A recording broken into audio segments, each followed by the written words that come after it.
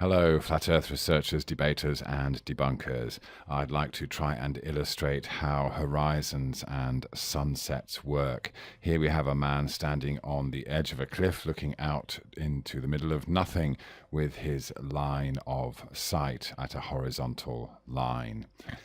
Creating his horizon. And we have the actual path of the sun above the flat earth going off into the distance like that, keeping a constant height above the flat plane. So here's an illustration of perspective, how we see the world when looking straight ahead. We have everything on the surface rising up to the midway point, the vanishing point, and everything in the sky heading down to the vanishing point. And if we put the sun up there and have it traveling away from us, this is what we see. And of course, people will say we should see the sun shrinking. Well, we do from this low perspective on the ground, but not very much. And of course, we can't see very far across the surface while the sun remains a long way away. And that's why we don't get a chance to see the size of the sun change much from our earthbound perspective. But once we get higher and watch it from an aircraft or something, we will see the sun shrink as it gets further away due to perspective. Here is another illustration of perspective with the squares apparently similar sizes and distances apart, getting closer and closer together and converging in the distance at the horizon line, coming up from the surface and down from the sky to meet in the middle. And we can see that eventually everything just becomes so compact and condensed that we really cannot make out any detail. And this is the vanishing point. This is the limit of our vision, regardless of the size or shape of the Earth. But this is still not a true representation of how we see the world from our Earth-based perspective, low to the surface. It should be something more like this. Here the surface remains the same from our Earth-based perspective, regardless of the size or shape of the Earth, and the surface will always rise up almost to the midway level of our field of view, and the top half then consists of sky.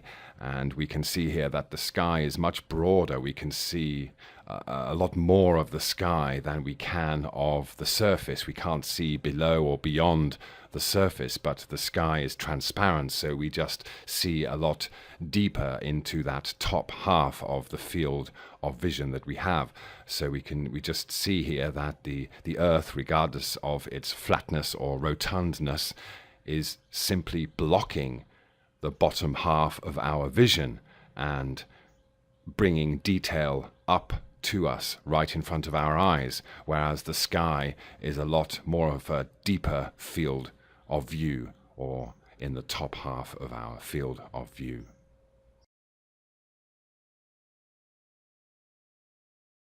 Back on the mountaintop, we have the perspective of the observer, represented by the perspective grid down on the right-hand side there, and those purple arrows representing the lines of convergence to that observer's horizon. And here we have the sun and the path it will appear to take as it travels across the sky, maintaining a constant distance above the Earth. So we can see now that the sun has apparently gone below the observer's horizon into the lower half of his field of view. And as we've already seen, the surface, no matter what shape or size, always takes up the lower half of our field of view. So while what this gentleman can see here is space in front of him, we don't ever have this situation. We always have something like water in front of us. And that's how horizons work. It's all in the eyes of the observer and what is taking up the bottom half and top half of their field of vision. It has nothing to do with the shape of the Earth. Thank you.